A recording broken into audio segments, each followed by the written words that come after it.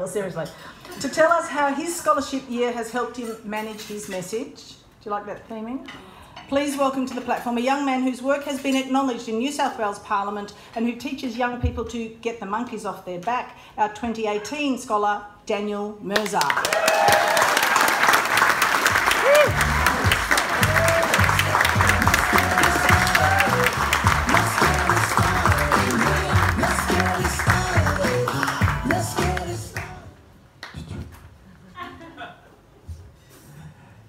Marianne Williamson once said, "Our deepest fear is not that we are inadequate.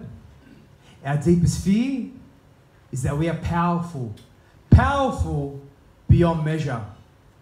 And for me, the Kerrie Nairn scholarship journey enabled me to discover that power as a speaker on a mission in inspiring tenacity, optimism, and empowerment in the next generation. After a short-lived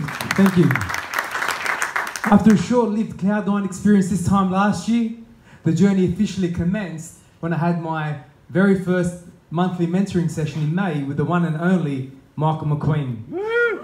Michael's knowledge, experience and wisdom have not only enabled me to grow my professional speaking business, but more importantly, grow as a person. And I'm forever grateful. Michael, thanks man. Across June and July, I met with the wonderful Catherine Palin-Brinkworth and Leanne Christie, learning all things related to business strategy, growth, and value propositions. In November, I did the Colin James method for mastering communication. And boy, does Colin James have a method. Learning all things related to world-class communication, from stage anchoring to voice tonality to eye contact, use of hand gestures, and the power of storytelling. Last month, I met with the wonderful Helen McDonald and the one and only Alan Parker. And that was game-changing, giving me greater clarity in my messaging, in my service offerings, and my packaging. And for people that have spent a minute with Alan Parker, they'll always walk away with mind-boggling pearls of wisdom. So as I conclude this journey, the three biggest takeaways from this experience have been this. Number one, to embrace the journey, to focus on progress and not perfection, because it's easy to get disappointed by the things you haven't achieved rather than celebrating the things you have and the progress that has been made. So for me, progress equals happiness. Number two is to hold the vision and trust the process of working hard, the process of grinding. Because what I've learnt in life, especially over the past 12 months, you don't get what you wish for, you get what you work your butt off for.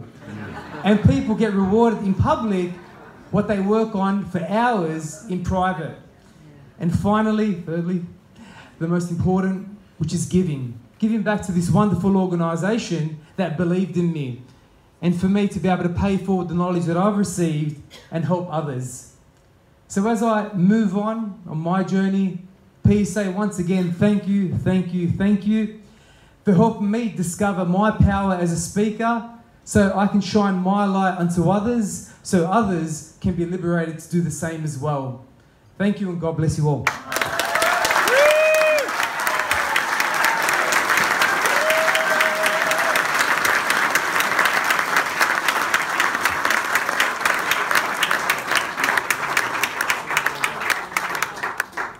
I confess I love this moment when, at the end of the year, the shift that happens in our scholars. So Daniel, thank you.